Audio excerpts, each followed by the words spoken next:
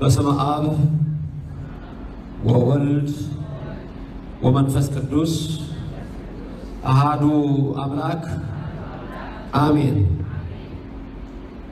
ቅረቡ አቤሁ ወያበር ለክሙ ወደሱ ቅረቡ እርሱ ያበራላችኋል በሚል በዚህ ኃይለ ቃል የዕለቱን ትምህርት እንማራለን። ሰው ለሰው አስታዋሽ ሰው ለሰው አሳሳቢ ስለሆነ በልቡና የሚያሳድር በአእምሮ የሚቀርጽ የቃሉ ባለቤት ያው እግዚአብሔር የምትሰሙትን ቃል ሁሉ በልባችሁ ይጻፍላችሁ። ለኔም ማስተዋልና ምስጢሩን ያድለኝ። ያላችሁበትን ስፍራ አውቁ። የጽድቅን ቃል ደስ በሚያሰኙ ጆሮዎች አድምጡ። አንድም እንኳ በዚህ ቅጽር የራሱን ወሬ የሚያወራ ሰው ከቶ አይሰማ። ልቡናችሁን ሁሉ ለሰራዊት ጌታ ለእግዚአብሔር አስማርኩ። የነቢያት የሐዋርያት የሊቃውንትን ጉባኤ ባረከ እግዚአብሔር የእኛንም ይባርክልን። በሐዋርያቱ መካከል የነበረች ቅድስተ ቅዱሳን ምልዕተ ክብር ድንግል ማርያም በእኛም መካከል ትሁንልን። ቅረቡ ሀቤሁ ወያበር ለክሙ ወደ እርሱ ቅረቡ እሱም ያበራላችኋል። ይህንን ቃል የተናገረው ቅዱስ ዳዊት ነው። የተናገረው ስለ ሕዝቅያስ ነው። ስለዚህ በመዝሙር 33 ላይ የተጻፈው የቅዱስ ዳዊት ቃል ስለ ደጉ ንጉሥ ስለ ሕዝቅያስ የተነገረ ነው። ሕዝቅያስ ከዳዊት በኋላ የመጣ ነው። ዳዊት ሕዝቅያስ እንዴት ብሎ እንደሚያመሰግን ቀድሞ በመንፈስ ቅዱስ ስለተገለጠለት የሕዝቅያስን ጸሎት ይናገራል። ይህ ጸሎት ለሕዝቅያስ ብቻ ሳይሆን ዳዊት ራሱ ጸልዮታል። ዳዊት ጸልዮታል፣ ሕዝቅያስ ጸልዮታል፣ ሌሎችም ጸልዮታል። እኛም ደግሞ ሁልጊዜ መዝሙረ ዳዊትን በጸለይን ቁጥር እንጸልየዋለን። ቅረቡ ሀቤሁ ወያበር ለክሙ። በዚህ ትምህርት ውስጥ ወደ እግዚአብሔር እንዴት ነው የምንቀርበው፣ እግዚአብሔር እንደቀረበን በምን እናውቃለን የሚለውን ይህንን ትምህርት እንማራለን። እባርኮ ለእግዚአብሔር በኩሉ ጊዜ፣ አምላኬ እግዚአብሔርን በኩሉ ጊዜ አመሰግነዋለሁ። ዳዊት ይህን ስለ ሕዝቅያስ ተናግሮታል። ሕዝቅያስ አለ፣ ዳዊትም አለ፣ እባርኮ ለእግዚአብሔር በኩሉ ጊዜ፣ አምላኬን እግዚአብሔርን በሁሉም ጊዜ አመሰግነዋለሁ። በሁሉ ጊዜ ማለት ምን ማለት ነው? በሰባቱ የጸሎት ሰዓታት፣ በ12ቱ ጊዜያት፣ በ24ቱ ሰዓት እባርኮ ለእግዚአብሔር በኩሉ ጊዜ፣ በሁሉ ጊዜ አምላክ እግዚአብሔርን አመሰግነዋለሁ። ወዘልፈ ስብሐቲሁ ውስተ አፉየ፣ ምስጋናው ሁል ጊዜ በአፌ ነው። ሁል ጊዜ ምስጋናውን እናገራለሁ። በእግዚአብሔር ትከብር ነፍስየ፣ ነፍሴ ስጋዬ በእግዚአብሔር ትከብራለች፣ በእግዚአብሔር ትገናለች፣ በእግዚአብሔር ትቀደሳለች፣ በእግዚአብሔር ትከለላለች። ይስምዑ የዋሃን ወይትፌስሑ፣ የዋሃን ሰምተውም ደስ ይበላቸው። ካህናት ደስ ይበላቸው፣ ነቢያት ደስ ይበላቸው፣ ምእመናን ደስ ይበላቸው። አንድም ይህን ይስሙና ደስ ይበላቸው፣ ደስ ይሰኙ። አእይዎ ለእግዚአብሔር ምስሌየ፣ ከኔ ጋራ እግዚአብሔርን ከፍ አድርጉት። አሁን ፍጡር ፈጣሪን ከፍ የሚያደርገው ሆኖ አይደለም፣ እግዚአብሔር ከፍ ያለ ነውና ልዑል ክቡር ብላችሁ አመስግኑት ሲል ኑ ከኔ ጋራ አእይዎ ለእግዚአብሔር ምስሌየ፣ ከፍ ከፍ እናርገው። ከፍ ያለ መሆኑን እንናገር፣ ገናና መሆኑን እንመስክር። ወናይንን ስሞ ህቡረ፣ ኑ አንድ ላይ ሆነን ስሙን ከፍ ከፍ እናድርገው። ሐሰስክዎ ለእግዚአብሔር ወተሰጥወኒ፣ እግዚአብሔርን ፈለኩት መለሰልኝ። ሕዝቅያስ እንዲህ የምትለን እግዚአብሔር ምን አድርጎልህ ነው? ኑ ከፍ እናድርገው የምትለን፣ ኑ እናመስግነው የምትለን፣ በእግዚአብሔር ትከብር ነፍሴ ነፍሴ በእግዚአብሔር ትከብራለች የምትለን፣ እባርኮ ለእግዚአብሔር በኩሉ ጊዜ በሰባቱ ጊዜ በ12ቱ ጊዜ በ24ቱ ሰዓት የምታመሰግነው ምን አድርጎልህ ነው ሕዝቅያስ ብላችሁ የምትጠይቁኝ ከሆነ ወእም ኩሉ ምንዳቤ አድሃነኒ ከሁሉ መከራዬ እግዚአብሔር አድኖኛልና። ክብር ምስጋና ለስሙ ይድረሰው። ከሁሉ መከራዬ አድኖኛልና።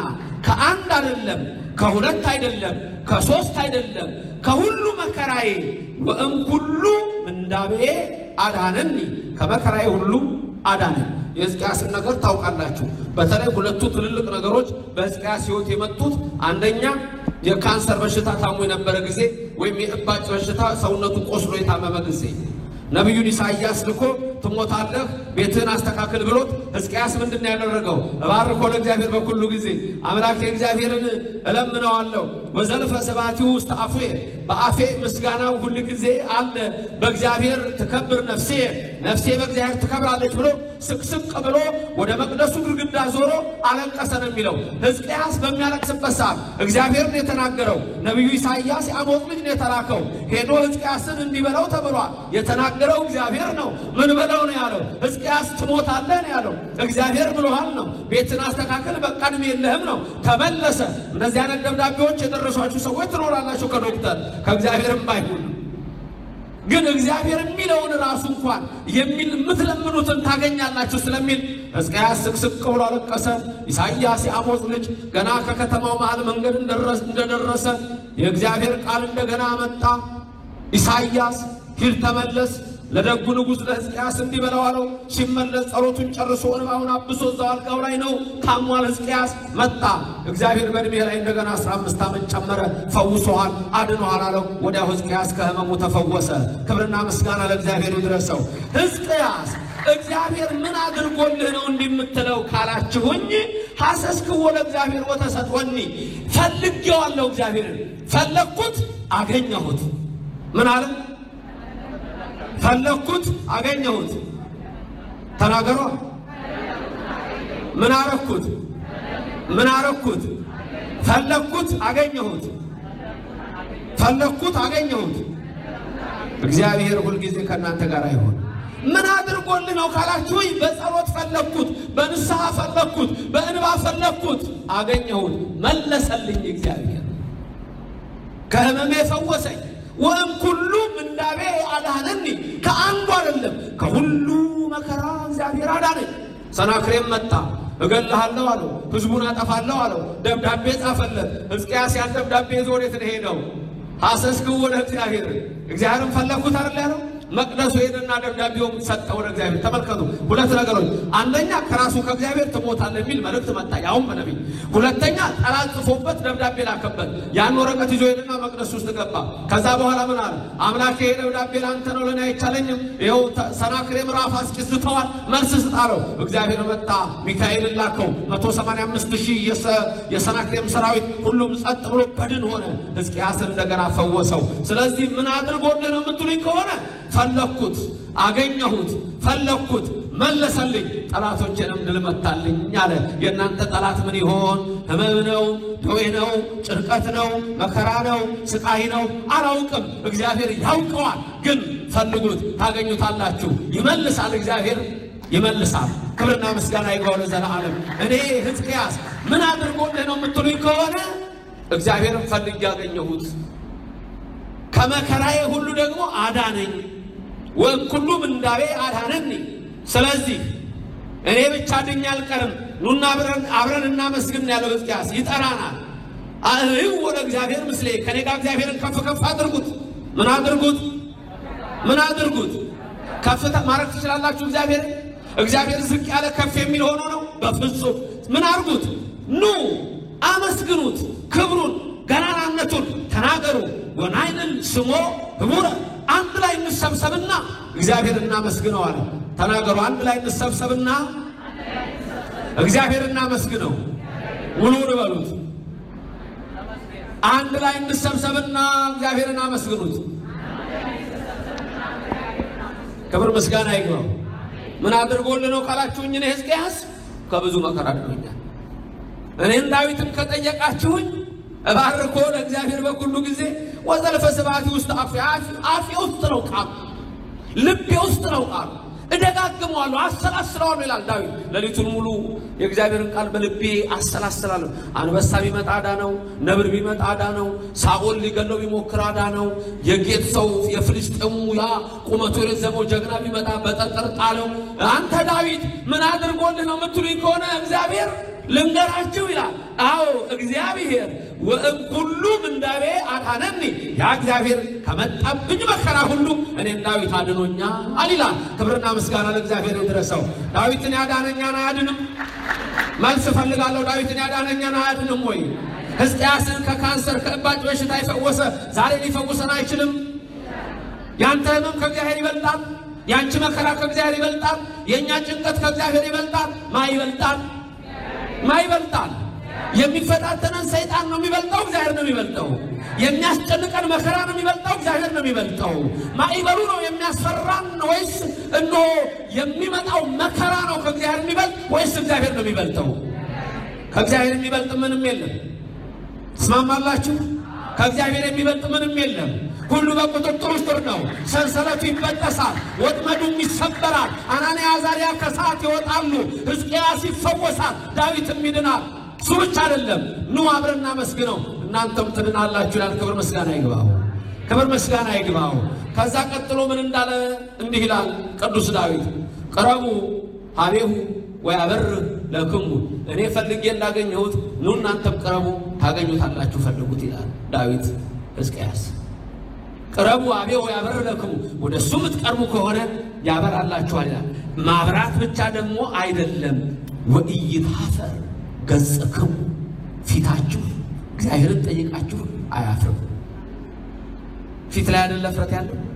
ፊታችን ላይ የሚታወቀው አንዳንድ ሰው አጋጥሞት ይሆናል፣ አንዳንድ ሰው አላጋጠመ ይሆናል። ሰው እንደው የሆነ ነገር ይደርስልኛል ብላችሁ ለምናችሁ ሳይደርስላችሁ ሲቀር አይደለም ተው ተስፋ ያደረጋችሁት ሰው የለኝም ይላችኋል፣ አልችልም ይላችኋል። የዛን ጊዜ ፊት ላይ አይደለም የሚታወቀው? ቅረቡ ሀቤሁ ወያበር ለክሙ፣ ወደ እግዚአብሔር ቅረቡ ወኢይትኀፈር ገጽክሙ። ልንገራችሁ እኔ ዳዊት አለ፣ ሕዝቅያስም መሰከረ፣ እኔ ፈልጌው እግዚአብሔርን መልስ ሰጥቶኛል።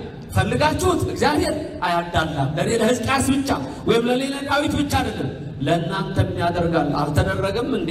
አመንዝራ የነበረችው ሴት እንኳን ስትሄድ አልተደረገም እንዴ? የደም ፍሰት በሚያስጨንቃት ሴት ስትሄድ አልተፈወሰችም እንዴ? 18 ዓመት ሙሉ ጎብጣ የነበረችው በድካም መንፈስ ቀና አላለችም እንዴ? 38 ዓመት ሙሉ ሰው ብቻ ሲጠብቅ የነበረው ያመጻጉ አልተፈወሰም እንዴ? በኢየሱስ ክርስቶስ ቅረቡ ሀቤሁ ወያበር ለክሙ ወኢይትኀፈር ገጽክሙ፣ ወደ ኢየሱስ ቅረቡ አታፍሩ። ጌታ አምላክ ኢየሱስ ሆይ ለዘላለም ስም የተመሰገነ ይሁን። ሕዝቅያስ እኔ ሕዝቅያስ እነግራችኋለሁ፣ እኔ ብቻ አይደለም እናንተም አታፍሩ። ከእግዚአብሔር የሚበልጥ ነገር የለም። ሁሉ ከእግዚአብሔር በታች ነው። ተስማምተን የለ በዚህ? የኔና የናንተ መከራ ከእግዚአብሔር ይበልጣል። የኔና የናንተ ፈተና ከእግዚአብሔር ይበልጣል። በቃ ቅረቡ ሀቤሁ ወያበር ለክሙ ወኢይትኀፈር ገጽክሙ፣ ቅረቡ ወደሱ፣ እሱም አያሳፍራችሁም። በምን እንቅረብ ነው? አሁን እዛ ጋር ቁጭ ብሏል እግዚአብሔር፣ ሄደን እናገኘዋለን። ቅረቡ ሀቤሁ በሁለት ነገር ልንገራችሁ። ሁለቱም ነገር የሚጠቃለለው በአንድ አብይ ነገር ነው። ቅረቡ ሀቤሁ ወያበር ለክሙ፣ ወደ እግዚአብሔር የምንቀርበው አንድ መቅደስ በመሄድ ነው፣ ቤተክርስቲያን በመሄድ። ሁለት በቃሉ በመጽሐፍ ቅዱስ ውስጥ ነው። እነዚህ የሚጠቃለሉት ሁለቱም ደግሞ የምንቀርብበት ትልቁ መንገድና ድልድዩ ንስሐ ነው። ሕዝቅያስ ስቅስቅ ብሎ አለቀሰ። አሁን ይህን የሚነግረን እባርኮ ለእግዚአብሔር በኩሉ ጊዜ፣ በሁሉ ጊዜ እግዚአብሔርን አመሰግነዋለሁ። ወዘልፈ ስብሐቲሁ ውስጥ አፉየ፣ አፌ ውስጥ ነው ቃሉ ሲል ሕዝቅያስ እሱን አሰባስለዋለሁ። ቅረቡ ሀቤሁ ወያበር ለክሙ፣ በሁለት ነገር ቅረቡ። አንድ ወደ ቤተ ክርስቲያን ሄዱ። ሁለት በየቀኑ ቃሉን አንብቡ። በቃ ይሄ ነው ወደ እግዚአብሔር የምንቀርብበት። ምክንያቱም ቃሉ ነው ከእሱ ጋር የምንገናኝበት አይደለም እንዴ? ስልክ ቁጥሩ የእግዚአብሔር ስንት እንደሆነ ታውቃላችሁ አይደል? ስልክ ቁጥሩ የእግዚአብሔር ስልክ ቁጥር መደወል ከፈለጋችሁ በኮዱ ልንገራችሁ። ቁጥሩ መጽሐፍ ቅዱስ ነው። አለቀ። ሌላ ምን አለ ታዲያ? ደውላችሁ ተይዟል ምናምን የለም። እንደ ኢትዮጵያ ስልክም ኔትወርክ አያስጨናንቀው። ኢትዮጵያውን ስደውሉ ቁርጥ ይላል። እዛው ጎን ለጎንም ቁጭ ብላችሁ ሊቆራረጥ ይችላል። የስልክ ጉዳይ ነው። የደወሉላቸው ደንበኛ ከአገልግሎት ውጪ ናቸው። ሰውን ራሱ ሁሉ ከአገልግሎት ውጪ ያደርገዋል። አጠገብ ቁጭ ብሎ ደውለለት እዚህ ቢሆን መስመሩ ቢዚ ይሆናል። በብሪጅ ውስጥ ሲታለፍ ስልክ ይቋረጣል። ወደ እግዚአብሔር ግን መጽሐፍ ቅዱስ እያነበባችሁ የምታደርጉት ጸሎት ማንም አያቋርጠው። ማንም እንደውም ይላል በመሃል ላይ ብቻ እንዳይወስዱብህ ይላል መጋዝ ይዘው የሚቆሙ አጋንንት አሉ። ይሄን ከዚህ በፊት ነግራችኋል አልነገርኳችሁ? መጋዝ ይዘው የሚቆሙ አጋንንት አሉ ይላል። የሰው ጸሎት ወደ እግዚአብሔር እንዳይደርስ እየቀረጠሱ የሚጥሉ አየር ላይ እየቆረጡ የሚጥሉ። ለዚህ ነው ጸሎታችን አሳርግልን የምንለው። ማንም መልአኩ ጸሎት ሁሉ በማ በኩል ያልፋል እንላለን። በእመቤታችን በኩል ያልፋል። ለምን? ሁለቱንም ሰይጣን ይፈራቸዋል። መላእክትና እመቤታችንን ሰይጣን እንዴት እንደሚፈራቸው ከፈለጋችሁ ራዕይ 12 ላይ ሄዳችሁ ማየት ነው። ራዕይ 12 ላይ እመቤታችንን እንዴት እንደሚፈራ መላእክት እንዴት እንደሚፈራቸው አንኮታክተው ጥለውታላ። ሰይጣን ምን አቅም አለው? የተሰበረ የወደቀ መንፈስ። ለዘላለም ክብርና ምስጋና ለእግዚአብሔር ብቻ ይሁን። ክብርና ምስጋና ለእግዚአብሔር ብቻ ይሁን። እግዚአብሔር ስሙ ለዘላለም የተመሰገነ ነው። እንዳየው አባ እንጦንስ ቅዱሳን እንዳዩት ረጅም መጋዝ ይዞ የሚቆም ሰይጣን አለ። የሰው ጸሎት እንዳይሄድ እየቀነጠሰ ሰይጣን። ስለዚህ አንተ ከልብ ሆነ ወደ ውስጥ ገብተህ ሕዋሳቶችን ሰብስበህ አንቺም እንደዛው ሁላችንም የምንጸልየውን ጸሎት በመላእክት እያለፈ ይሄዳል፣ በእመቤታችን እያለፈ ይሄዳል። መጋዝ ይዞ የቆመው ሰይጣን አፍሮ ዝም ይላል። እናንተ ግን ቅረቡ አቤሁ ወያበርህ ለክሙ ወይታፈር ገጽክሙ። እናንተ ቅረቡ እንጂ እግዚአብሔር አያሳፍራችሁ። አያሳፍረን እግዚአብሔር። ማን ዳፈረኛ እናፍራለን?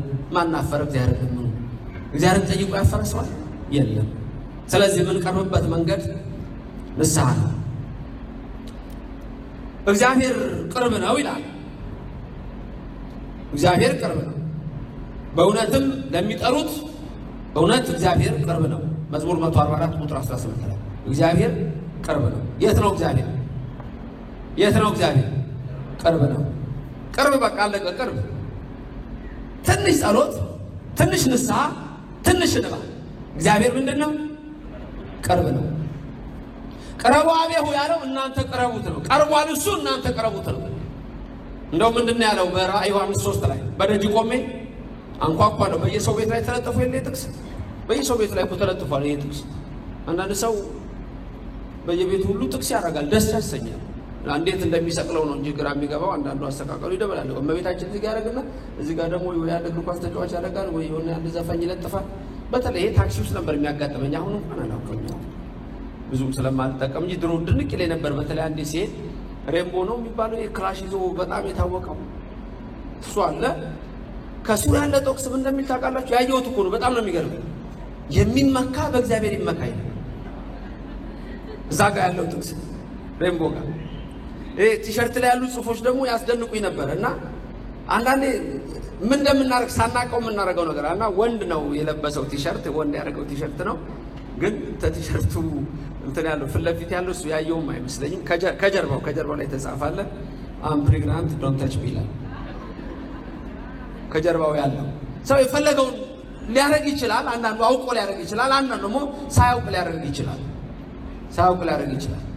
ብዙ ጊዜ ግን በበር ላይ የሚለጠፍ የጌታ በር ላይ ቆሞ ሲያንኳኳ ሁሉ ጊዜ አለ። በቃ እውነትም አልገባም ቆሟል። አንዳንድ ሰዎች ቤት በደጅ ቆሜ ያንኳኳለሁ። ማንም በሩ ቢከፍትልኝ ወደ እሱ ገባለሁ። ታዲያ እግዚአብሔር ሩቅ ነው ቅርብ ነው? እዚህ ጋር ነው እዛ ጋር ነው? የት ጋር ነው እግዚአብሔር? እዚሁ ነው ያለው። ክብር ምስጋና ይግባው። ምንድነው የተባልነው? የማቴዎስ ወንጌል ትዝ አይላችሁ? 2ም 3ም ሆናችሁ በስሜ ካላችሁ እነሱ አይደለም የሚለው ጌታችን ኢየሱስ ክርስቶስ ክብር ምስጋና ይግባው። 2ም 3ም ሆናችሁ በስሜ ካላችሁ ማቴዎስ 18:20 እኔ በመካከላችሁ ነኝ። ስለዚህ አሁን መካከላችን ነው አይደለም እግዚአብሔር? እዚህ ውስጥ ነው ያለው አይደለም እግዚአብሔር ነው። ክብር ምስጋና ይግባው። ከእናቱ ጋር ከመላእክት ጋር በረድኤት ከኛ ጋር ነው። እግዚአብሔር ስሙ የተመሰገነ ይሁን። ቅረቡ አቤሁ ያበር ለክሙ፣ ወደሱ ቅረቡ እሱ ያበራላችኋል ሲባል እሱ ቅርብ ስለሆነ እኛ እንዴት እንቅረብ እንዳልኳችሁ መልሱ አንድ በመቅደሱ በታቦቱ ፊት መውደቅ መጣል። በቃ እግዚአብሔር ፊት ሄደን መውደቅ እንደ ሕዝቅያስ የመጣብን ደብዳቤ የሚመጣብን ነገር ሁሉ ይዘን መቅደሱ ውስጥ ሄደን እዛ መጣል። በቃ ኑ እናንተ ሸክም የከበዳችሁ እኔ ሸክማችሁን ምን አደርገዋለሁ አሳርፈዋለሁ። ስለዚህ እግዚአብሔር መካከላችን መሆኑን በምናውቃለን። አንዳንዴ ላይ ታውቅ ይችላል። ያዕቆብ አባት ትልቅ አባት ነው። ያዕቆብ ምን እንዳለ ታውቃላችሁ? ዘፍጥረት 28 ላይ ስትመለከቱ ቁጥር 16 ላይ ከቁጥር 10 ጀምራችሁ ስታዩ ያዕቆብ ከቤርሳቤ ተነስቶ ወደ ካራን ሲጓዝ መሸበትና አንድ ቦታ ተኛ። ድንጋይ ተንተርሶ ተኝቶ ሌሊት እግዚአብሔር መጣና ታየው። መንሰላል ቆሞ ተመለከተው። ሲነቃ ምን አለ? ዘፍጥረት 28:16 ላይ ያለው ቃል ምን ይላል? ለካ እግዚአብሔር በዚህ ጋር ነበር፣ እኔ አላወቅኩም ነበር። ይህ የእግዚአብሔር ደጅ ነው ይላል። አንዳንዴ እግዚአብሔር አጠገባችን መሆኑን የማናቅበት ጊዜ ይኖራል። መቼ መሰላችሁ የማናቅ መስሎ የሚሰማል? በተለይ ኃጢአት ሲበዛ መከራ የተለያየ ነገር ሲበዛብን ሰይጣን ይመጣና ምንድነው የሚነግረን በጆሮአችን ሁሉ በቅቶሃል አይነት ነገር ማትረባ እግዚአብሔር ይቅር አይልም፣ እግዚአብሔር ተጸይፏል። እግዚአብሔር ደግሞ ምንም ኃጢአት ይሁን ቅረቡ አቤሁ ያበሩ ለክሙ ወደ እኔ ቅረቡ እንጂ ኃጢአታችሁን ሁሉ ደመስሰዋለሁ ነው የሚለው። መሐሪ አባት፣ ይቅር ባይ አባት፣ የሰላም አባት። እኔ ኃጢአተኛዋ እንዲሞቱ አልፈልግም፣ ሁሉንም አድን ዘንድ ነው። ሁላችን ንጹሐን ነን፣ ማንም ንጹሕ የለም። በምህረቱ ግን ቅረቡ አቤሁ ያበሩ ለክሙ ወደሱ የሚቀርቡ ሁሉ እግዚአብሔር ምህረትን ያደርግላቸዋል። እግዚአብሔር ተናገረ። ዘጸአት 33:14 ላይ ብታዩ እኔ ካንተ ጋር ነኝ፣ እኔ ከእናንተ ጋር ነኝ፣ አሳርፋችኋለሁ ይላል። አሳርፋችኋለሁ። ዘጸአት 33:14 ዘዳግም 4:29 ላይ ብትመለከቱ እንደዚሁ እኔ እግዚአብሔር ነኝ፣ ቅርባችሁ ነኝ፣ በመካከላችሁ ነኝ፣ እኔ አሳርፋችኋለሁ። ኢሳይያስ 55 ቁጥር 6 እና ቁጥር 7 ላይ ብትመለከቱ ምን ይላል? እግዚአብሔር ቅርብ ሆኖ ሳለ ጥሩት፣ ፈልጉት ታገኙታላችሁ። እግዚአብሔር ቅርብ ሆኖ ሳለ ፈልጉት፣ ጥሩት ታገኙታላችሁ። ስለዚህ እግዚአብሔር ወደኛ መኖሩን መቼ በደንብ ይታወቃችኋል? መቼ ነው የሚታወቃችሁ? እግዚአብሔር ከእናንተ ጋር መሆኑ እግዚአብሔር ከእናንተ ጋር መሆኑ የሚሰማችሁ አንዳንድ ቀን ጸሎት አድርጋችሁ ምንም ያልተለወጣችሁበት ጊዜ አላለ። ጸሎት አድርጋችኋል ጨርሳችኋል፣ ግን ሰውነታችሁ ምንም አልተለወጠም፣ ውስጣችሁ ምንም አልተለወጠም። አንዳንድ ቀን ደግሞ ውስጣችሁ የሚሰማችሁ ደስታ የለም ለራሳችሁ። በተለይ ይህን ስሜት እግዚአብሔር ከእናንተ ጋር ሆኖ መሆኑን የምታረጋግጡበት እግዚአብሔርን በጸሎት ከጠየቃችሁ በኋላ ይቅር በለኝ ካላችሁ በኋላ ወደ እግዚአብሔር ቤት ሄዳችሁ ወደ መቅደሱ ሄዳችሁ ሁልጊዜ ቅዳሴው ካለቀ በኋላ ሊሆን ይችላል ድፍት ብላችሁ ጸልዩ። አንዳንዱ ድፍት ብላችሁ ጸልዩ። አንዳንዱ ስትነሱ ሌላው ወድቆ ነው እናንተ የምትነሱት። የተጫነው የሰይጣን ኃይል ወድቆ ነው፣ የተጫነው መከራ ወድቆ ነው እናንተ ቀጥ ብላችሁ የምትቆሙት። ሰግዳችሁ ስትቆሙ እግዚአብሔር የዛን ጊዜ ከእናንተ ጋር ነው። ክብር ምስጋና ይግባው እግዚአብሔር። በጾም ጊዜ የሚሰማችሁ ስሜት እና የፍስክ ጊዜ የሚሰማችሁ ስሜት አንድ ነው? አንድ አይነት ስሜት ይሰማችኋል? አንድ አይነት ስሜት አለ። የፍስክ ጊዜ የሚሰማችሁ ስሜትና የጾም ጊዜ አንድ። በጾም ጊዜ ትደክማላችሁ አይደል? በፍስክ ጊዜ አትደክሙ። ግን በምንደክምበት ሰዓት ሁሉ የእግዚአብሔር መኖር ውስጣችሁ አይታወቃችሁ? አይሰማችሁ? ይታወቃል። ከእግዚአብሔር ጋር የምትገናኙበት ንስሐ፣ መጽሐፍ ቅዱስ ማንበብ፣ ወደ መቅደሱ ሄዶ ከእግዚአብሔር ጋር መገናኘት፣ እነዚህ ናቸው። አንድ ነገር ግን አስታውሻችሁ ላብቃ። ወደ እግዚአብሔር ቤት ስትቀርቡ ወደ እግዚአብሔር ቤት ወደ እሱ ስትቀርቡ ቅረቡ አቤው ያበሩ ለክሙ ሲል ቤተክርስቲያን ነው አለም ትሄዱት፣ ወደ መቅደሱ ነው የምትሄዱት። ስትሄዱ ምን እንደሚያጋጥማችሁ ልንገራችሁ። ወደ ክርስቶስ ስትሄዱ ጴጥሮስ ሊያጋጥማችሁ ይችላል፣ ያጋጥማችኋል። ጳውሎስ ያጋጥማችኋል። ቅዱሳት ሴቶች፣ የተባረኩ ሴቶች ያጋጥማችኋል። ይሁዳም ሊያጋጥማችሁ ይችላል። ዴማስም ሊያጋጥማችሁ ይችላል። ወደ ቤተ እግዚአብሔር ስትሄዱ አንዳንድ ሰዎች ምን ትላላችሁ? ባልቀርብ ይሻለኝ ነበረ፣ ለካ እንደዚህ ነው የምትሉ ሰዎች ትኖራላችሁ። ዴማስ አጋጥሟችሁ ነው፣ ይሁዳ አጋጥሟችሁ ነው። ጴጥሮስ ካጋጠማችሁ በፍጹም እንደዛ አትሉ እንዴ። ለካ ቤተ ክርስቲያን እንደዚህ ናት እንዴ?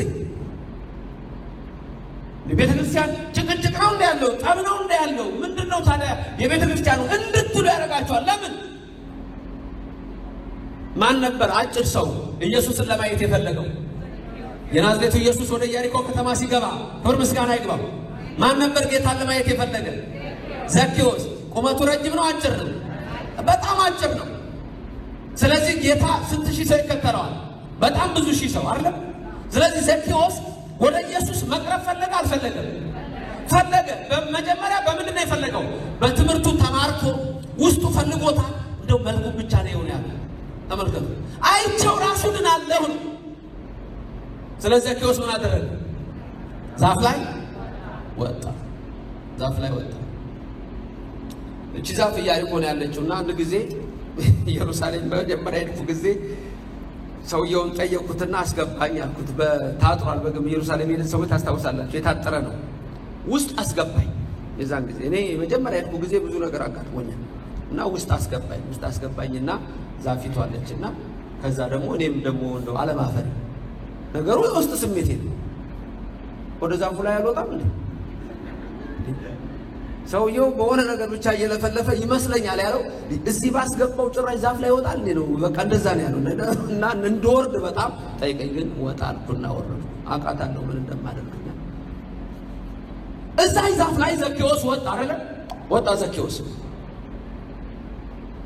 ዛፏ ላይ ወጥቶ ዘኬዎስ ጌታ ሲሄድ ሲያልፍ ላይ ነው። ዘኬዎስ ዛፍ ላይ መውጣት ያስፈልገው ለምንድን ነው? ለምን ዛፍ ላይ መውጣት ያስፈልገው? አቤት ለምን ዛፍ ላይ መውጣት ያስፈልገው? አጭር ስለሆነ ዛፍ ላይ መውጣት አለበት ጌታን ለማየት። ስለዚህ የኔ ቃል ነው ሁልጊዜ እቺ ቃል የኔ ቃል ናት።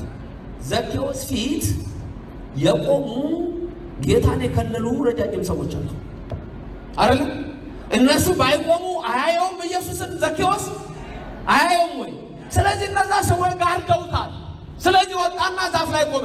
ወደ እግዚአብሔር ስትቀርብ ቅረቡ አብየው ያበሩለክሙ። ወደ እግዚአብሔር ቤት ስትሄጂ፣ ወደ እግዚአብሔር ቤት ስትሄዱ ምን የሚያጋጥማችሁ ብዙ ነገር ይኖራል። በተለይ በኃጢአቱ የሚሸፍናችሁ ይኖራል። በማይገባ ስራ የሚሸፍናችሁ ይኖራል። እንዳታዩት ክርስቶስን። ስለዚህ ወደ እግዚአብሔር ቤት ስትሄዱ የሚገጥማችሁ ነገር ምንድነው? ቁመታቸው ረጃጅም ሰዎች ሊሸፍኗችሁ ይችላል፣ ሊከልሏችሁ ይችላል። የሄዳችሁበት ዓላማ እኔም እናንተ ወደ እግዚአብሔር ቤት ስንሄድ እግዚአብሔርን ብቻ ፈልገነው ከሆነ የሄድነው ቅድም ሕዝቅያስ እንደነገረን ምንድነው ያለው? ሕዝቅያስ ሐሰስክሙ ወደ እግዚአብሔር ወተሰጥወኒ፣ እግዚአብሔርን ፈለግኩት ምን አደረገልኝ? መለሰልኝ። እግዚአብሔር ቤት የምንሄደው ማን ለመፈለግ ነው? ሰው ለመፈለግ፣ አስተማሪውን ለመፈለግ፣ ቄሱን ለመፈለግ፣ ጳጳሱን ለማየት ወይስ የናዝሬቱ ኢየሱስ ክርስቶስ በቀራንዮ አደባባይ ሆኖ ያዳነንን የድንግል ልጅ ለማየት? እሱን ለማየት ከማን ጋር? ከመላእክቱ ጋር። እሱን ለማየት ከማን ጋር? ከድንግል ማርያም ጋር። ሌሎቹ አገልጋዮች ናቸው። ካህናት አይታዩም አይደለም፣ ሊታዩ ይገባቸዋል። ግን ስታዩ ጴጥሮስን እዩ።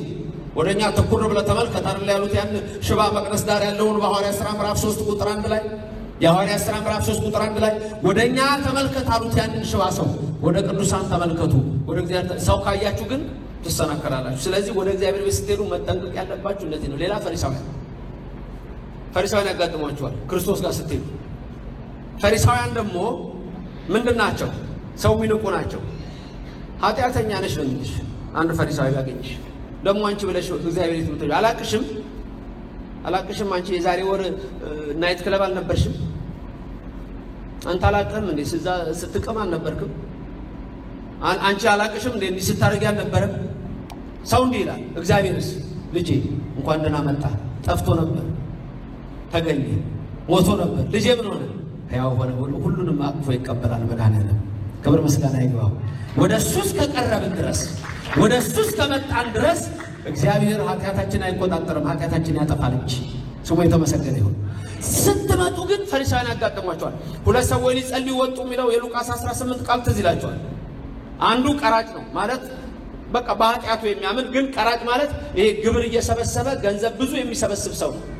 ስለዚህ ገንዘብ ይሰርቃል ተብሎ ይታማሉ። ቀራጮች ወደ ራሳቸው ወስዳሉ ገንዘብ ተብሎ። ያኛው ደግሞ ፈሪሳዊ ነው። መጣ ሊጸልይ፣ ሁለቱም ቆመው ይጸልያሉ። ፈሪሳዊው የጸለየው ጸሎት ምን የሚል ነው? በሳምንት 2 ጊዜ እጾማለሁ፣ ሁሉ ጊዜ አመሰግናለሁ፣ ሁሉ ጊዜ አከብራለሁ፣ በጣም አመሰግንህ አለው። ያንን ቀራጩን አየው።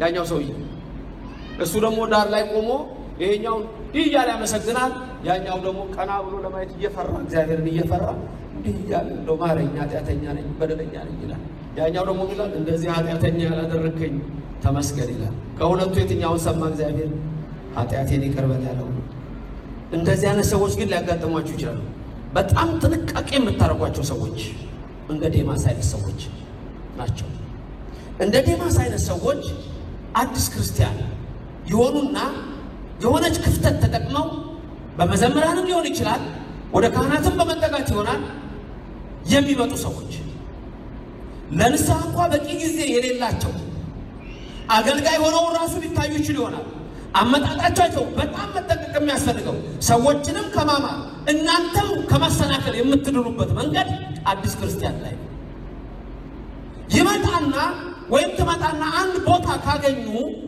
እነዚህ ሰዎች ዴማስ ልክ ክርስቶስ ጳውሎስን ተከትሎ ሄደ እንደነበረ በኋላ ግን ወደ ዓለም ትቶ እንደሄደ እነዚህ ሰዎች ሲመጡ ምን ይሆናሉ ልክ ራሳቸውን ጻድቅ አድርገው ይቆጥራሉ የቤተ ክርስቲያን አዋቂ ሕግ የሚያውቁ እነሱ ይመስላቸዋል የኦርቶዶክስ ሥርዓትና ጥንቃቄውን ሁሉ የሚያውቁት አስተምረው ሁሉ የሚያውቁት እነሱ ይመስላቸዋል ስለዚህ ምን ያደርጉሃል ሊያሰናክሉ ይሞክራሉ በተለይ ይሄኛው ቤተክርስቲያን እንዲህ ነው ይሄኛው ቤተክርስቲያን እንዲህ ነው እዛኛው እንደዚህ ናቸው እዚህኛው እንደዚህ ናቸው ወደ ምን ውስጥ ይጨምራቸዋል ጋሲፕ ውስጥ ይጨምራቸዋል ጸሎት እንኳን በአግባቡ እንዳታደርጉ ስለ ጠብ እንድታወሩ ስለ ክርክር እንድታወሩ ስለ ዓለማዊ አስተሳሰብ እንድታወሩ መንፈሳዊ ነገር ረስታችሁ ቤተክርስቲያን ሄዳችሁ ጸሎት መጸለይ ታቆማላችሁ በትክክል ለመረጋችሁ ጸሎት መጸለይ ታቆሙና ምን እንደምታስቡት ያኛው ቤተክርስቲያን ላይ ታፈርሰዋል ብላችሁ ልታስቡት እንደዚህ አይነት ሰዎች ደግሞ ራሳቸውን አዋቂ ስለሚያስመስሉ የመጡበትን ስለማያውቁ እግዚአብሔርን እንደመለመን ይቅር በለኝ ብለው እንደመጽናት እነዚህ ሰዎች ተሰናክለው ያሰናክሏቸዋል ቅረቡ አቤሁ ያበር ለክሙ እናንተ ግን ወደ ማቅረቡ ወደ ክርስቶስ ቅረቡ እሱም ያበራላችኋል ወእይታፈር ገጽክሙ በፍጹም አያሳፍራችሁም እግዚአብሔር በፍጹም አያሳፍረን እግዚአብሔር ሕዝቅያስን እንደሰማ እኛንም ይሰማል የድንግል ልጅ ኢየሱስ ክርስቶስ ለዘላለሙ በክብሩ በብርሃኑ ይጠብቃችሁ ቅረቡ አቤሁ ያበር ለክሙ ወይታፈር ገጽክሙ ወደ እግዚአብሔር ቅረቡ እንጂ አታፍሩ እግዚአብሔር ቅርብ ነው ታገኙታላችሁ አሳርፋችኋለሁ እንዳለ ወደሱ ቀርበን ከሚያስፈራችሁ ነገር ሁሉ እግዚአብሔር ብርሃኑን ያብራላችሁ ወያበር ለክሙ ሲያበራላችሁ አንድም ከመከራ ሲያድናችሁ ደስ ያሰኛችኋል ፈለጉት እግዚአብሔር መለሰልኝ ፈልጉት ታገኙታላችሁ አምላክ ሆይ ቅረበን በልባችንም እደር አሜን ድንግል ማርያም በቀኝ በግራ ትቁምላችሁ ከፊት ትምራችሁ ከኋላ ትከተላችሁ በልቡናችን ከልጇ ጋር ነግሳ ለዘላለም ትኑር በእግዚአብሔር መድኃኒቴ ወበእግዚአብሔር ክብሬ መድኃኒቴ በእግዚአብሔር ነው ክብሬም በእግዚአብሔር ነው አምላከ ረድኤቴ ወተስፋዬ እግዚአብሔር ረዳቴና ተስፋዬ ነው ከኔ ቀጥላችሁ ተናገሩ እግዚአብሔር መድኃኒቴ በእግዚአብሔር ነው ክብሬም በእግዚአብሔር ነው የረድኤቴና የተስፋዬ አምላክ እግዚአብሔር ነው አሜን የሰማነውን ቃል በልቡናችን ያሳድር እግዚአብሔር ሰምተን ለመዳን ያብቃን